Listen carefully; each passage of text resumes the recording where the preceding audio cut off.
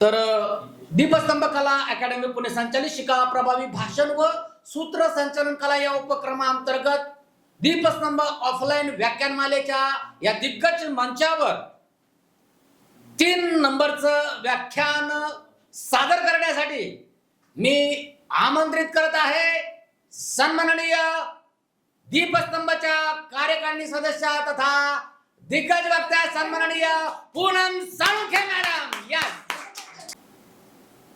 दीपस्तंभचे संस्थापक माझे गुरु आदरणीय रवींद्र पवार सर, दीपस्तंभावर अतोनित प्रेम करणाऱ्या सर्व उपस्थित मान्यवरांना मी पूनम साळुंखे प्रेमाने नमस्कार करते।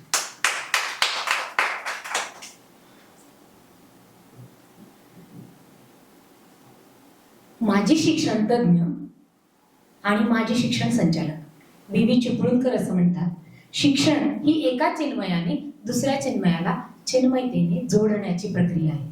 महात्मा गांधी म्हणतात, education for life, education through life. Kautilya म्हणतात, शिक्षण म्हणजे मनुष्याच्या अंगी आधीचेच विद्यमान आहे त्याचे उत्तम प्रकटीकरण म्हणजे शिक्षण होय। स्वामी विवेकानंद म्हणतात, केवळ लिहिता वाचता येणं म्हणजे शिक्षण नव्हे, तर अनुभवांची प्राप्ती म्हणजे शिक्षण। पाश्चात्य शिक्षण तज्ञ हार्वर्ड स्पेन्सर म्हणतात, सर्वांग सुंदर जीवन जगण्याची कला म्हणजे शिक्षण होय। अशा विविध शिक्षणाच्या व्याख्या करणाऱ्या खूप साऱ्या शिक्षणप्रेमींनी शिक्षणाबद्दल लिहून ठेवलेलं आहे। बदल हा निसर्गाचा नियम आहे। जग बदललं, विचार बदलले, युग बदलली, क्रांती घडली, शिक्षण बदललं, शिक्षणातील प्रवाह बदलले, शिक्षणापुढची आव्हानंही बदलली। शिक्षणावर प्रेम करणाऱ्या आणि शिक्षणाची आस असणाऱ्या सर्व शिक्षणप्रेमींना, सृजनाची आस असणाऱ्या सर्व शिक्षकांना नवनवीन शिक्षण प्रवाह अंगीकारावेत आणि स्वीकारावेत यासाठी मी पूनम साळुंखे दीपस्तंभ वक्तृत्व अकॅडमीच्या व्याख्यानमालेत आपणासमोर विषय मांडत आहे, शिक्षणातील नवप्रवाह। शिक्षणातील नवप्रवाह। पूर्वीचं शिक्षण आणि आत्ताचं शिक्षण यामध्ये आपण तफावत पाहूया की पूर्वीच्या शिक्षणामध्ये 4 स्किल होते: वाचन, लेखन, गणिती क्रिया आणि अभिव्यक्ती। पूर्वीच्या शिक्षणामधील आणि आत्ताच्या शिक्षणामधील नवीन प्रवाह बघताना सगळ्यात पहिल्यांदा असं म्हणावं लागेल की पूर्वी आपण म्हणत होतो लहान मूल म्हणजे मातीचा गोळा, तर हे पूर्ण चित्र बदललेलं आहे। लहान मूल म्हणजे मातीचा गोळा नसून लहान मूल म्हणजे प्रचंड ऊर्जा असणारं चैतन्य रूप आहे। डॉक्टर श्रुती पानसे आपल्या मेंदूचा पासवर्ड या पुस्तकामध्ये लिहितात की लहान मूल हे प्रचंड ऊर्जा घेऊन आपणासमोर येतं आणि त्याच्याकडे असणाऱ्या अनुभवांच्या गाठोड्याला तुम्ही ऊर्जा देऊन, प्रेरणा देऊन, तुम्ही त्याच्यामध्ये अनुभवांची भर घालून त्याच्या ज्ञानाशी त्याला जोडणं म्हणजे शिक्षण आहे। या पुस्तकावर अनेक ग्रंथकारांनी आणि शिक्षण तज्ञांनी उहापोह केला आणि आजच्या शिक्षण पद्धतीशी त्याला जोडलं। जेव्हा भारताला स्वातंत्र्य मिळालं आणि 50 वर्ष पूर्ण झाली तेव्हा कवी कुसुमाग्रजांनी एक कविता लिहिली, 50शीची उमर गाठली अभिवादन मज करू नका, मीच विनविते हात जोडून वाट वाकडी धरू नका। सूर्यकुळाचा दिव्य वारसा प्रियपुत्रांनो तुम्हा मिळे, काळोखाचे करून पूजन गुबडांचे व्रत धरू नका। अज्ञानाच्या गळ्यात माळा अभिमानाच्या घालू नका, अंधप्रथांच्या कुजट कोठारी दिवाभीती समजोडू नका। जुनाट पाने गळून पालवी नवी फुटत असे ध्यानी धरा, 21व्या शतक सामोरी 16व्या स्तव रडू नका। 21व्या शतकात या शिक्षणाला देखील नवीन पालवी फुटलेली आहे। 21व्या शतकात शिक्षणाला देखील नवीन पालवी फुटलेली आहे। मातीने लिंपली जाणारी घरं आता लस्टरने रंगवली जातात। बोरूच्या शाईच्या पेनची जागा रेनॉल्ड पेनने घेतली, पुढे पार्कर पेनने घेतली आणि आता डिजिटल पेनने घेतली। लायब्ररीची जागा, ग्रंथालयाची जागा किंडल सारख्या ई लायब्ररीने घेतली। शैक्षणिक संसाधनांची जागा युट्यूब, डिजिटल प्लॅटफॉर्मनी घेतली। त्याचप्रमाणे प्रोजेक्टरने घेतली, संगणकाच्या लॅबने घेतली। कौलारू इमारतीची शाळा आता एसी मध्ये असणाऱ्या डिजिटल क्लासरूमने घेतली। या संपूर्ण डिजिटलायझेशनच्या युगावरती शिक्षणाची क्रांती घडत असताना मात्र हे तंत्रज्ञान मुलांच्या भावविश्वावर आरूढ होत असताना साने गुरुजी स्त्री मनाचे पुरुष शिक्षक होते। साने गुरुजी असं म्हणतात, जेव्हा तुम्ही वर्गात प्रवेश करता तेव्हा तुम्ही त्या वर्गाच्या 40 विद्यार्थ्यांचे 50 विद्यार्थ्यांचे तुम्हाला आई होता आलं पाहिजे. शिक्षक हा मातृहृदयी असावा, असं साने गुरुजींनी सांगितलं. भावनांचा आयाम हा मुलांच्या उत्कर्षासाठी किती पूरक आहे हे आपण लक्षात घेतलं पाहिजे. जागतिक दर्जाच्या सर्वोत्कृष्ट लेखकांमध्ये 21व्या शतकातील आव्हान या बेस्ट सेलर पुस्तकाचे लेखक युval नोआ हरारी म्हणतो, 2050 साली जी पिढी भारतात येणार आहे ती पिढी प्रचंड प्रचंड प्रचंड बुद्धिमान असणार आहे, परंतु ती पिढी ही त्यांचा भावनांक इमोशनल कोशंट हा न्यूनतम असणार आहे. म्हणजे आपल्याला इमोशनल कोशंट वरती काम करणारं शिक्षण हे अभिप्रेत आहे. इमोशनल कोशंट वर जर तुम्ही काम करू नाही शकला तर तुम्ही निर्माण केलेली प्रगती, तुम्ही घडवलेली क्रांती आणि तुम्ही जगलेलं जीवन हे शून्य होणार आहे. जेव्हा शिक्षण प्रणाली ही मुलांच्या सर्वांगीण विकासासाठी काम करते तेव्हा त्याचा मूळ पाया हा मानवतावाद असला पाहिजे. शिक्षणाने घडलेला विद्यार्थी हा समाजात जगताना वावरताना त्याच्याकडे असणारं ज्ञान त्याला भावनेशी जोडता आलं पाहिजे आणि भावनांक उच्चतम असणारी पिढी ही उद्याचा भारत हा मानवतावाद उत्तम नेणारा, मानवतावादाला जगवणारा असला पाहिजे. कारण आजही जगामध्ये नव्हे, देशामध्ये नव्हे, आंतरराष्ट्रीय स्तरावरती जेव्हा आपण नोबेल पारितोषिक देतो तेव्हा ती व्यक्ती किती शैक्षणिक दृष्ट्या किती प्रगत आहे याही पेक्षा ती मानवतावादी दृष्टिकोनातून जे काम करते, की जसं आपले दीपस्तंभचे पठाण सर करतात, आपले दीपस्तंभचे अण्णा करतात, त्या दीपस्तंभचे अनेक कार्यकारिणी सदस्य आहेत या ठिकाणी उपस्थित. तुम्ही जे काम शाश्वत विकासासाठी करता ते काम करण्यासाठी जे शिक्षण ते विद्यार्थी प्राप्त करतील त्यावरती तुम्हाला नोबेल पारितोषिक दिलं जातं. म्हणजे तो भारत असो, तो स्वीडन असो, ती अमेरिका असो, ती जपान असो किंवा तो फिनलंड सारखा अगदी कमी लोकसंख्या असणारा देश असो. 138 रँक आहे आपला भारताच्या शिक्षण प्रणालीचा रँक हा ऑल वर्ल्ड मध्ये 138 आहे. ऐकताना आपल्याही मनाला खूप वाईट वाटतं. आपण 138व्या नंबरवर आहोत. 138 हा खूप खालचा रँक आहे आणि क्रमांक 1 चा रँक हा आपल्या महाराष्ट्राची लोकसंख्या असणाऱ्या त्या समलोकसंख्या असणाऱ्या फिनलंड देशाचा आहे. जागतिक स्तरावरती शिक्षण पद्धतीमध्ये अव्वल असणारा देश हा फिनलंड मानला जातो. कारण तिथं जे शिक्षण दिलं जातं या ऑल इंडिया किंवा इंटरनॅशनल सेमिनार्स मध्ये जेव्हा एक परीक्षा घेतली जाते त्या परीक्षेमध्ये नॅट सारख्या किंवा इंटरनॅशनल लेवलवरच्या ज्या काही अर्पण सारख्या संस्था आहेत, त्या असर सारख्या संस्था आहेत, त्यांनी जेव्हा या सगळ्या संस्थांचं सगळ्या देशांचं इव्हॅल्युएशन केलं तर त्या इव्हॅल्युएशन मध्ये फिनलंड देश हा सगळ्यात अव्वल मानला जातो. याचं कारण असं आहे, या देशाच्या शिक्षण प्रणालीमध्ये केवळ पाठांतर, गोकमपट्टी किंवा प्रेझेंटेशन यावर न दिलं जाता हॅपीनेस इंडेक्स वरती लक्ष दिलं. हॅपीनेस इंडेक्स हा त्यांच्या देशाच्या शिक्षण पद्धतीचा अव्वल मानांकनाचा विषय आहे. म्हणजे शिक्षणाने घडलेला माणूस हा आनंदी असला पाहिजे. सगळ्या जीवनाचं सार हे माणसाच्या आनंदी असण्यामध्ये आहे आणि या हॅपीनेस इंडेक्स वरती काम करणं, अनुभवाशी जोडलेलं शिक्षण मुलांना देणं, शिक्षणातून घडणारा विद्यार्थी हा वैश्विक विचार करणारा विद्यार्थी घडलेला असला पाहिजे. त्यांनी सृजनाच्या वाटेवरती चाललं पाहिजे, त्यांनी नैतिकतेच्या वाटेवर चाललं पाहिजे, त्यांनी नाविन्यतेची कास धरली पाहिजे, त्यांनी कौशल्याधिष्ठित जीवन जगलं पाहिजे. याच्यासाठी काम करणारं शिक्षण हे आज जागतिक दर्जावर अव्वल ठरलेलं शिक्षण आहे. आपल्याला माहित असेल 2020 साली न्यू एज्युकेशन पॉलिसी लॉन्च झालेली आहे. या न्यू एज्युकेशन पॉलिसीमध्ये 11,000 शिक्षण तज्ञांची मतं घेतलेली आहेत. अत्यंत विनम्रपणे नमूद करू इच्छिते की आम्ही देखील या 11,000 तज्ञांच्या मताला मत दिलेलं आहे. या मतानुसार 11,000 तज्ञांची मतं स्वीडन, अमेरिका, जपान, त्याचप्रमाणे इटली आणि केम्ब्रिज विद्यापीठ या सर्व विद्यापीठांचं कॉम्बिनेशन करून NEP तयार झालेला आहे. न्यू एज्युकेशन पॉलिसीच्या 1.1 नुसार 0 ते 18 वयोगटामध्ये, 0 ते 16, 0 ते 14 वयोगटामध्ये विद्यार्थ्याच्या संपूर्ण बौद्धिक क्षमतेचा विकास होतो. तर त्यावेळी तुम्ही त्या विद्यार्थ्याला जास्तीत जास्त अनुभव दिले पाहिजे. अनुभवाधिष्ठित शिक्षण हे आजच्या शिक्षण प्रणालीचं मूळ आहे.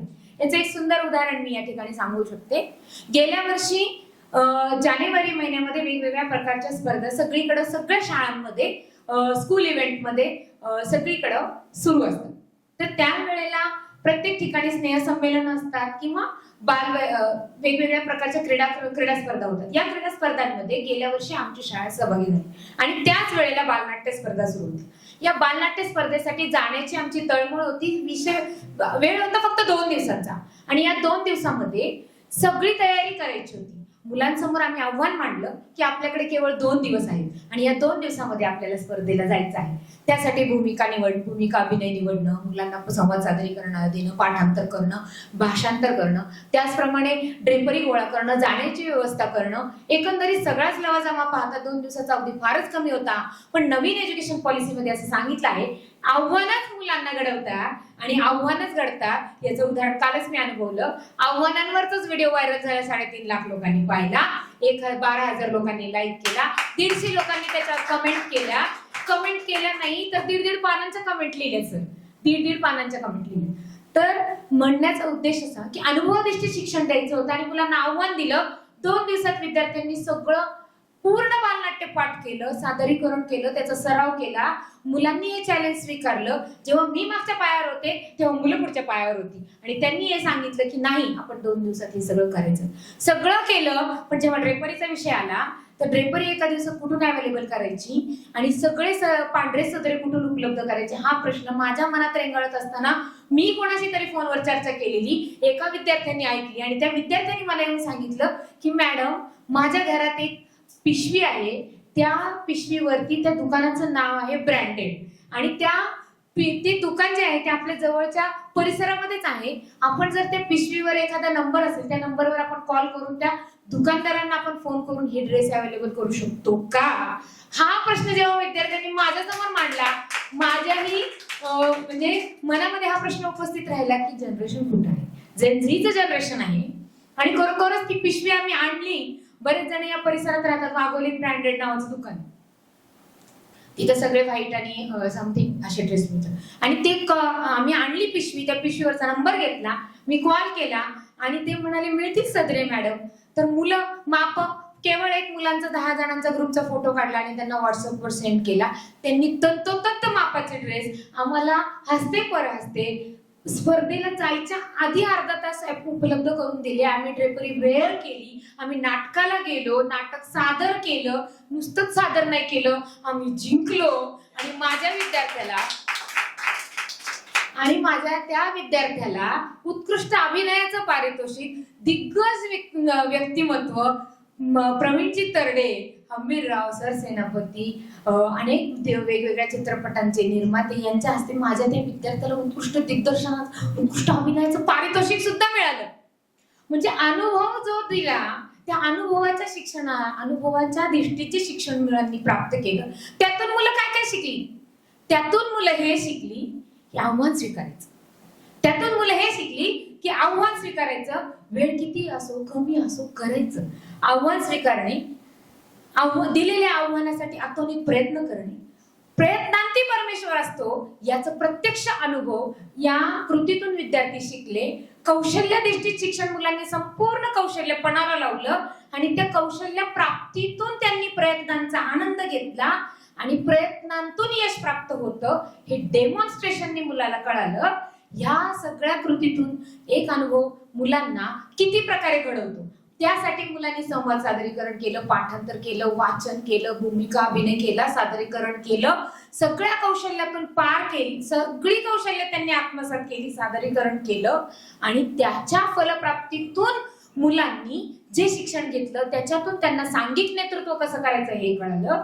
त्यातून मुलांना प्रसंगावधान कळालं, त्यातून मुलांना वेळेचं महत्व कळालं. समय हाच सगळ्यात मोठा बलवान आहे, समय ही संपत्ती आहे आणि जर आपण ठरवलं तर आपण कोणतीही गोष्ट करू शकतो. या प्रसंगातून विद्यार्थ्यांनी हेच आपल्याला NEP मध्ये शिक्षणाने नवीन शैक्षणिक धोरणामध्ये सांगितलं आहे की मुलांना तुम्ही सतत आव्हानित करा.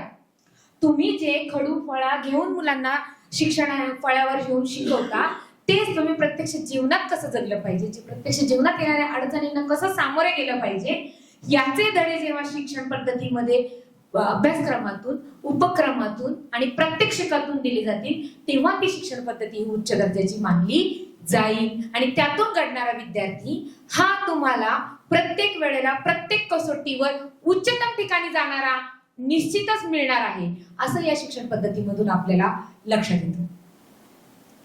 ग्रेटा थनबर्ग 8 वर्षांची मुलगी स्वीडन या देशामध्ये ग्रेटा थनबर्ग नावाची विद्यार्थिनी यांनी 4 मिनिटाचं भाषण केले. 4 मिनिटं 0.9 सेकंदाचं भाषण.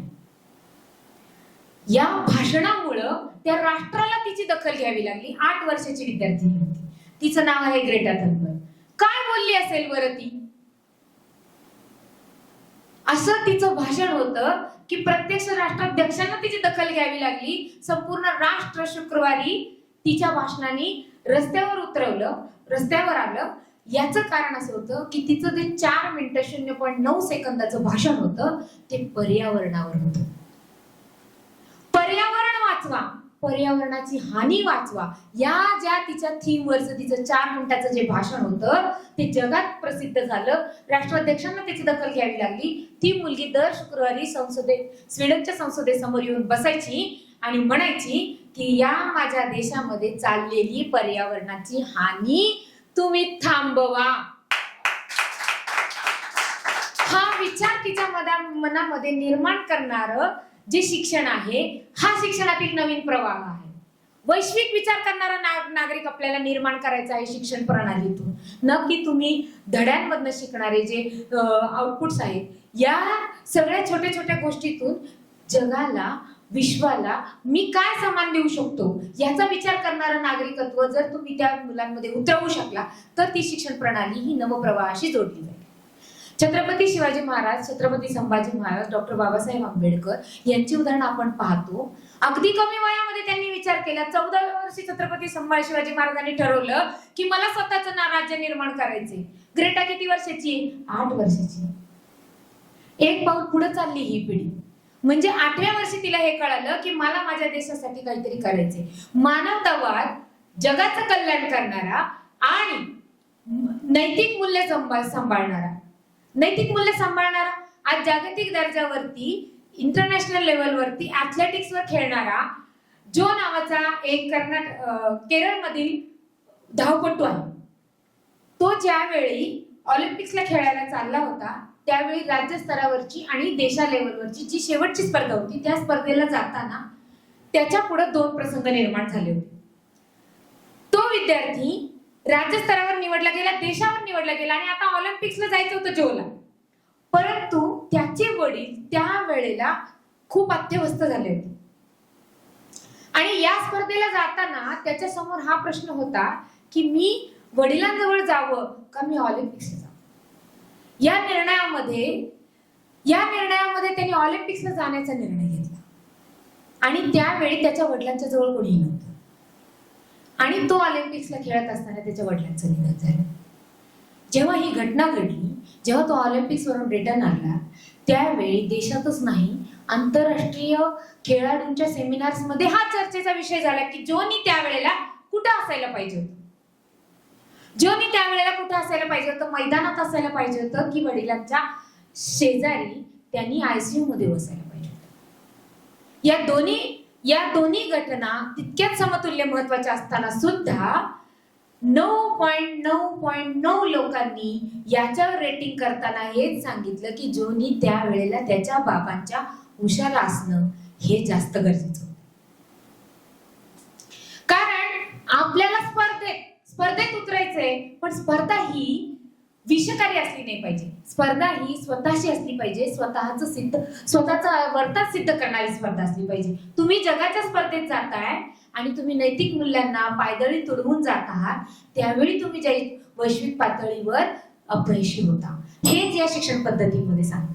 म्हणजे ज्यावेळी आपण वैश्विक स्तरावर जाणार आहोत त्यावेळी आपलं कौशल्य ह्या जगाच्या स्पर्धेमध्ये ठरवताना की बहिणाबाई चौधरी या कोणत्याही शाळेत न जाता आपल्याला आज बहिणाबाई आदर्श आहेत. रमाई कोणत्या शाळेत न जाताना आपल्याला आदर्श आहेत. कोणत्याही शाळेत न शिकता केवळ पतींनी शिकवलेल्या 4 शब्दांवर आज जगासाठी आदर्श शिक्षिका बनलेल्या आणि जगासाठी क्रांतीज्योती ठरलेल्या अगं जगाला शिकवणाऱ्या सावित्रीमाई ह्या आपल्याला आदर्श ठरलेल्या आहेत. का ठरल्या?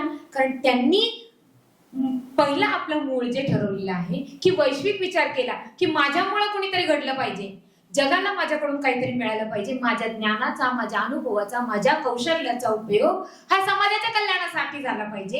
हे जेव्हा विद्यार्थ्याच्या मनात रुजवलं जातं, खेळलं जातं, त्यांनी ते शिकलं जातं, त्यांनी ते जगलं जातं, त्यांनी ते मांडलं जातं आणि त्याच्या कृतीतून ते उतरतं, तेव्हा तो विद्यार्थी वैश्विक विचार करणारा विद्यार्थी हा जगासमोर आदर्श ठरतो. आणि तो फक्त एकमेव नसतो, तर त्याच्याबरोबर त्याच्या अनेक त्याच्या ज्या कृतींची जी मालिका असते ती सगळी त्याच्या समोर उद्बोधित होते. म्हणून NEPच असो, नवीन शैक्षणिक धोरण असो किंवा आलेल्या शैक्षणिक धोरणामध्ये इंग्लिश हा विषय असो, जसं की आपण म्हटलं की आपण इतके दिवस इंग्रजी माध्यमातून शिकण्यासाठी खूप आग्रही होतो, पण NEP मध्ये जपान या देशाचा आग्रह, जपान या देशाची टेक्नॉलॉजी आपण अनुभवल्यानंतर आज 20 वर्षानंतर सर भारताला सुद्धा ही गोष्ट मान्य करावी लागली आणि नवीन एज्युकेशन पॉलिसीमध्ये, नवीन शैक्षणिक धोरणामध्ये 11,000 तज्ञांनी हेच मत मांडलं की तुम्ही मातृभाषेतून शिक्षण घेतलं पाहिजे. जेव्हा तुम्ही मातृभाषेतून शिक्षण घेता तेव्हाच तुम्ही तुमच्या ज्ञानाचा पाया हा पक्का करू शकता. आणि मग आता पुन्हा आपण रिव्हर्स गाडी घेतली आणि मराठी शाळेकडे वळलो. जेव्हा तुम्ही मातृभाषेतून शिकता, हा नवप्रवाह शिक्षणामध्ये आलेला आहे. शिक्षणामध्ये जे नवीन प्रवाह आलेला आहे त्याच्यामधला सगळ्यात मूळ शिक्षणाचा प्रवाह आहे की मूल स्वतः शिकतं, त्याला तुम्ही शिकण्यासाठी प्रोत्साहन करा, प्रेरणा द्या, त्याला अनुभव द्या, त्याला कौशल्य शिकवा, त्याला घोकंपट्टी शिकवू नका, त्याला त्याच्या ज्ञानावर उभं करा, त्याला त्याच्या अनुभवाशी, ज्ञानाशी त्याची जोडणी करा आणि मग त्याला त्याची ज्ञान मांडण्याची संधी द्या. थिंकिंग, कोलॅबरेटिंग, डिजिटल कोलॅबरेशन आणि प्रेझेंटेशन आणि क्वेश्चनिंग असे जे 5 स्किल आहेत, हे 5 स्किल ह्या न्यू एज्युकेशन पॉलिसीमध्ये विद्यार्थ्याला घडवणारे, आमूलाग्र बदल घडवणारे हे 5 स्किल विद्यार्थ्यांनी आत्मसात करावे असं नवीन एज्युकेशन धोरणामध्ये सांगितलं गेलेलं आहे. शिक्षणातील नवप्रवाह आपणासमोर मांडताना मी स्वतः शिक्षक म्हणून माझे अनुभव आपल्यासमोर शेअर करताना एकच वाक्य सांगेन की प्रत्येक शिक्षकाला शिक्षण हे जगता आलं पाहिजे. शिक्षण ही केवळ नोकरी नाही, शिक्षक होणं हा केवळ व्यवसाय नाही. शिक्षण आणि शिक्षक हे दोन्ही गोष्ट हे सेवाभावी आहे. जेव्हा शिक्षक तुमच्या वर्गातील विद्यार्थ्यांची पालक होतो तेव्हा तो त्याचे उत्तम शिक्षण देऊ शकतो. आणि म्हणून शिक्षण ही केवळ व्यवसाय नाही, नोकरी नाही, तडजोड नाही. शिक्षण ही सेवा आहे. जसं डॉक्टरांची सेवा असते तशी शिक्षकांची देखील सेवा आहे. प्रत्येकाला चुकण्याचा अधिकार आहे पण शिक्षकाला नाही. शिक्षकाने चुकणं ही फार मोठी चूक आहे. त्यामुळे शिक्षकाला चुकण्याचा अधिकार नाही. शिक्षकाने चुकलं तर एक पिढी बर्बाद होते असं म्हटलं जातं. म्हणून प्रत्येक दिवशी जेव्हा तुम्ही तुमच्या वर्गात जाता शिक्षक म्हणून, तर तेव्हा जेव्हा तुमच्या आवडत्या देवस्थानात जाता आणि त्याच्या समोर नतमस्तक होता, त्या देवाच्या गाभाऱ्यात गेल्यानंतर तुम्हाला जितकं प्रसन्न वाटतं तितकं मी पुन्हा सांगते तुमच्या समोर नमूद करू इच्छिते की मला माझ्या वर्गात गेल्यानंतर देवाच्या गाभाऱ्यात गेल्यासारखं वाटतं. इतकी सेवा प्रत्येक शिक्षकांनी, प्रत्येक शिक्षण प्रेमींनी, शिक्षणावर प्रेम करणाऱ्या पालकांनी आणि शिक्षणावर प्रेम करणाऱ्या तमाम नागरिकांनी आस्था बाळगून शिक्षणावर काम करावं आणि एक नवीन शिक्षण प्रवाह समाजासमोर उभा करावा. या सगळ्या गोष्टींमधून माझा विद्यार्थी, माझ्या समोर असणारं मूल हे उद्याचं भारताचं भविष्य आहे. आणि त्याच्यामध्ये जसं शिक्षक रंग भरतो तसं ते चित्र अधिकाधिक खुलत जातं. म्हणून जर तुम्ही मला विचारलं कोणती शाळा चांगली आहे, कोणत्या शाळेमध्ये मी माझ्या मुलाला प्रवेशित करू, असं अनेक शिक्षक, अनेक विद्यार्थी, अनेक पालक आमच्या जवळ येतात आणि म्हणतात की मॅडम आता मुलाला शाळेत प्रवेश घ्यायचा आहे तर जवळची कोणती तरी चांगली शाळा सांगा ना. सगळ्या शाळा ह्या चांगल्याच असतात. शाळा कोणतीही वाईट नसते. सर्व शाळा ह्या चांगल्याच असतात. जिथं शिक्षक तन धनाने काम करतो ती शाळा सगळ्यात चांगली शाळा असते. ती शाळा झाडाखाली भरो, पाराखाली भरो, मंदिरात भरो, कौलाखाली बसो, तिथं AC असो, पंखा नसो, काही नसो, सगळ्या उपलब्धी ह्या ज्ञानापुढे शून्य असतात. त्यामुळे ज्ञानाचे भोगते असणारे शिक्षक आणि ज्ञानाची आस असणारे विद्यार्थी हे शाळेचं दैवत असतं. आणि हे दैवत जोपासणाऱ्या सर्व शिक्षकांना मी या ठिकाणी अभिवादन करते. या साथी बनान साथ करारे, मातृभूमी आर्त पुकारे, कंकण बांधू दे हाताला आणि रक्षण करू या देशाला.